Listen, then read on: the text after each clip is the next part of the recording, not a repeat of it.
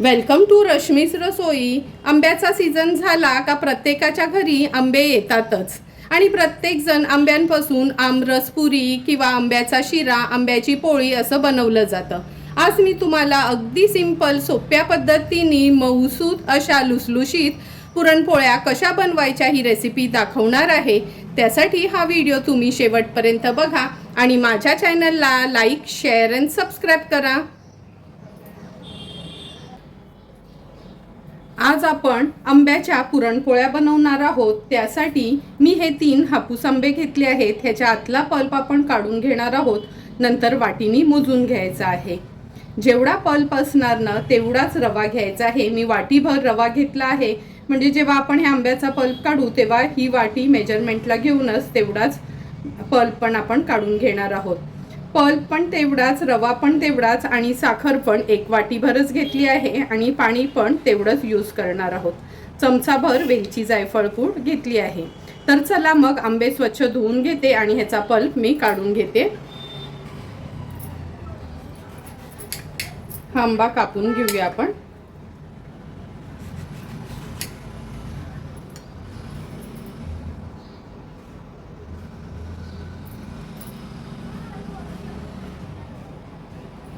हे बघा, अगदी सुंदर असा आंबा निघाला आहे। आता हा पूर्ण पल्प मी ह्या बोल मध्ये काढून घेते। हे बघा, तेवढाच वाटीभर आपण आंब्याचा हा पल्प काढून घेतला आहे। हा आता मी थोडासा मिक्सरला फिरवून घेते। हे बघा, हा पल्प पण आपला तयार झाला आहे। आता लगेचच रवा भाजायला घेऊया। तुपावर रवा भाजण्याकरता आपण गॅसवर हा पॅन ठेवला आहे। त्याच्यामध्ये मी 2 मोठे चमचे भरून तूप घेते।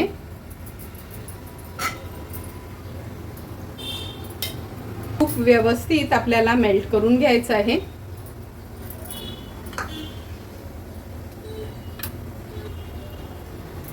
तूप पण छान गरम झालं आहे। आता आपण हा अगदी बारीक 0 नंबरचा रवा घेतला आहे। जेव्हा पण आंब्याच्या ह्या पोळ्या बनवायच्या असतात ना, रवा अगदी हा बारीक जो आपण लाडूसाठी वापरतो ना, तोच 0 नंबरचा रवा यूज करायचा आहे। जर तूप मोजलं तर जवळपास पाव वाटी एवढं मी तूप घेतलं आहे। व्यवस्थित हा रवा आपण भाजून घेणार आहोत लो फ्लेमवर। एक 4 ते 5 मिनिटासाठी आपण हा रवा असाच भाजून घ्यायचा आहे।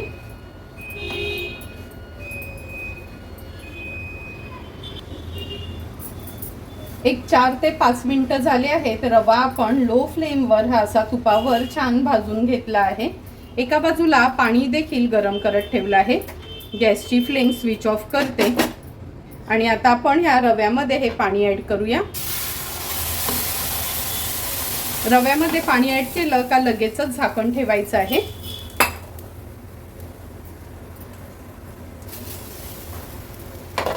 आता झाकण काढून घेतलं आहे आणि व्यवस्थित आपण ह्या पाण्यामध्ये रवा मिक्स करून घेऊया। हा 0 नंबरचा रवा असल्यामुळे ना ह्याला खूप सारं पाण्याची गरज नाही। अगदी जेवढा रवा होता तेवढंच आपण पाणी घेतलं आहे। व्यवस्थित ह्या पाण्यामध्ये हा रवा मिक्स करून घेते।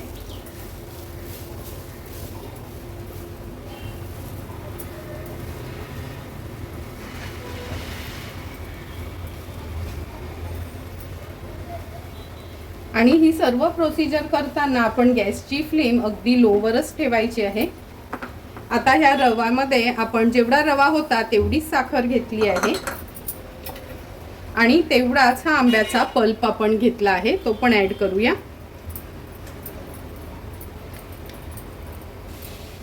तुम्ही बघितलं असेल, नॉर्मली जेव्हा आपण शिरा करतो तेव्हा जेवढा रवा असतो त्याच्या डबल आपण पाणी घेतो, पण आता आपल्याला हा रवा ना आंब्याच्या पल्प मध्ये शिजवून घ्यायचा आहे, म्हणून मी फक्त 1 वाटीच पाणी घेतलं आहे। आता साखर आणि ह्या आंब्याच्या पल्प मध्ये रवा छान आपल्याला एकजीव करून घ्यायचा आहे।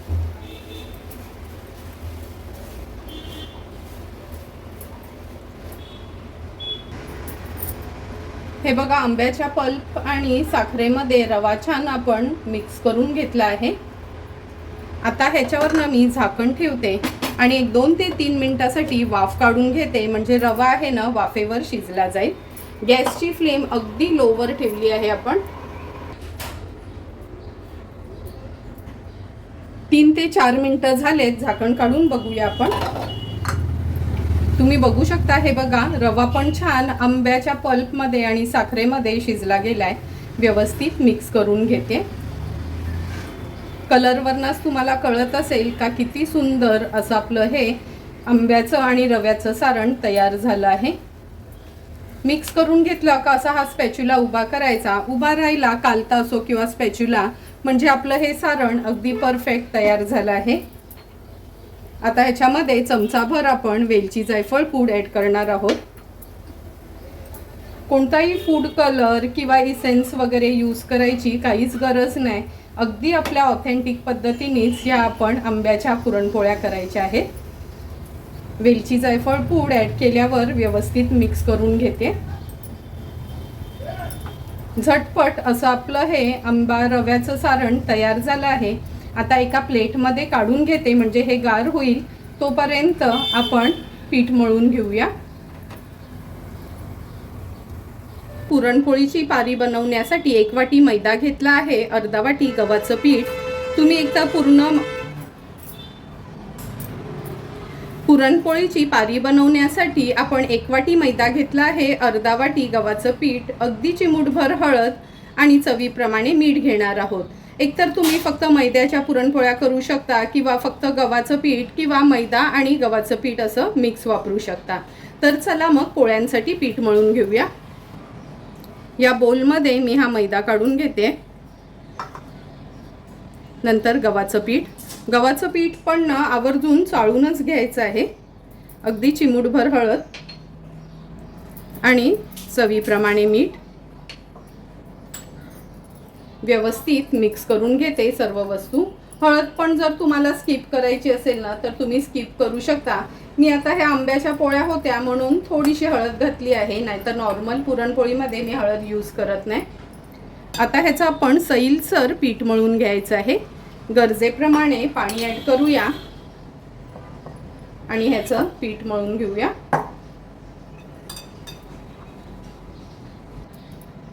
हे बघा सैलसरच पीठ आपण हे भिजवून घेतलं आहे. आता ह्याच्यामध्ये जवळपास 4 चमचे एवढं मी तेल घेणार आहोत. पुरणपोळीचं पीठ मळताना ना जेवढं जास्त तुम्ही तेल घ्याल ना तेवढे आपल्या पोळ्या छान मऊसूत राहतात. आता व्यवस्थित तेलाने ह्याला मळून घ्यायचं आहे.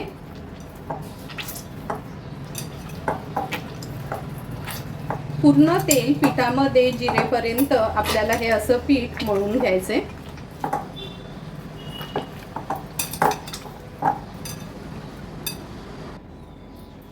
हे बघा अगदी व्यवस्थित तेलामध्ये हे पीठ आपण असं छान मळून घेतलं आहे.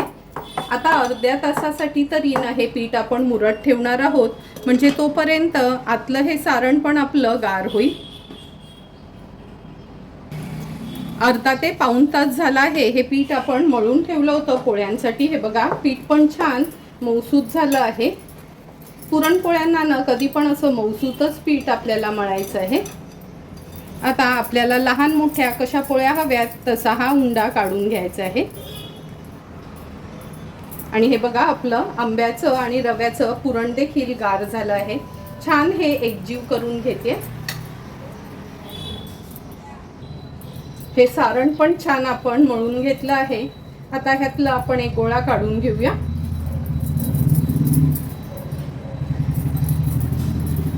चला लगेचच पारी तयार करून घेणार आहोत. असा हा गोळा तयार व्हायला हवा, म्हणजे आपला पुरणाचा गोळा तयार होतो ना सेम त्याच पद्धतीचा. सारण, पिठाचा गोळा, सर्व आपल्या गोष्टी तयार आहेत. कधी पण पोळ्या करायच्या आधी ना असं तयारच ठेवायचं. आता ह्या पिठाच्या गोळ्याला थोडंसं तांदळाची पिठी लावून घेतली आहे. साईडचे काठ असे पातळ करून घेते आणि मध्ये थोडं जाडसरच ठेवायचं. ही बघा ही पारी आपण तयार करून घेतली आहे. आता रवा आणि आंब्याचं जे आपण सारण तयार केलंय ते ह्याच्यामध्ये घालूया.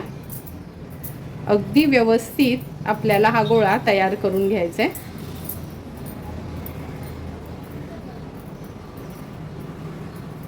जे पण एक्स्ट्राचं पीठ आहे ते काढून घेऊया.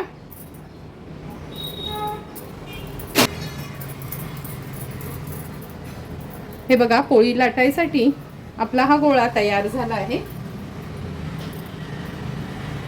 आता ह्याच्यावर तांदळाची पिठीच घेते. भाकरीसाठी जे पीठ आपण तयार करतो ना तेच पीठ मी वापरते कधी पुरणपोळ्या करायला. आता ही पोळी अलगद हाताने आपल्याला लाटून घ्यायची आहे. ह्या पोळ्यांना आपल्या पुरणपोळी एवढ्या पातळ लाटायच्या नाही, थोड्याशा जाड ठेवायच्या आहेत. कारण का जेव्हा मी पुरणपोळ्या करते ना माझी पोळी अगदी पातळ असते. थोडंसं पीठ वर लावून घेते.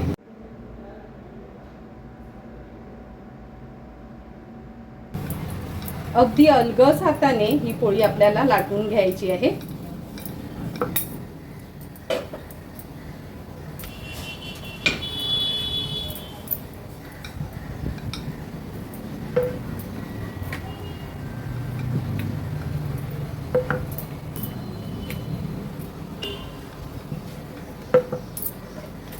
हे बघा सुंदर अशी आपली ही पोळी लाटून झाली आहे. एका बाजूला पॅन देखील गरम झाला आहे. लगेचच ही पोळी भाजून घेऊया. गॅसवर आपण हा पॅन गरम करत ठेवला होता. ही पोळी घालते पॅनवर. गॅसची फ्लेम मीडियमवर ठेवते. अगदी अर्ध्या मिनिटासाठीच ही पोळी व्यवस्थित आपल्याला मीडियम फ्लेमवर शिजवून घ्यायची आहे. ह्या पोळ्या असतात ना सारख्या उलटपालट करायच्या नाही, फक्त एकदाच पलटून घ्यायची आहे.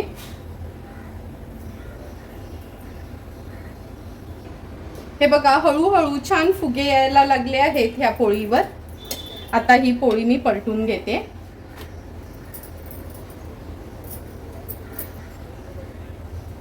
तुम्ही बघू शकता कशी छान आपली ही आंब्याची पुरणपोळी असून पण टम्म फुगली गेली आहे. आता वरनं ह्याला तूप लावून घेऊया आणि अलगदपणे ही पोळी आपल्याला काढून घ्यायची आहे. अशाच पद्धतीने उरलेल्या सर्व ह्या आंब्याच्या पोळ्या मी तयार करून घेणार आहे. आता ही पोळी मी फोल्ड करून घेते.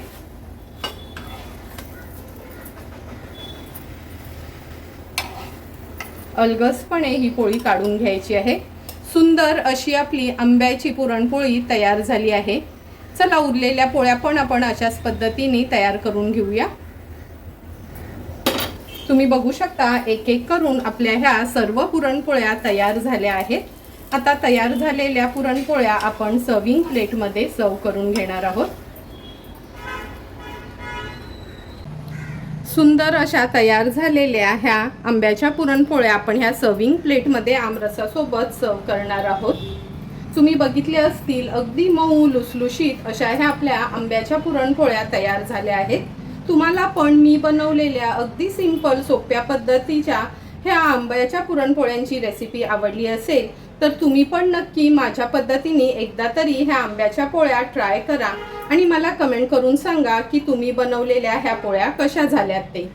जर तुम्हाला मी बनवलेल्या ह्या आंब्याच्या पोळ्यांचा व्हिडिओ आवडला असेल तर नक्की माझ्या चॅनलला तुम्ही लाईक, शेअर अँड सबस्क्राईब करा. Thank you for watching my video.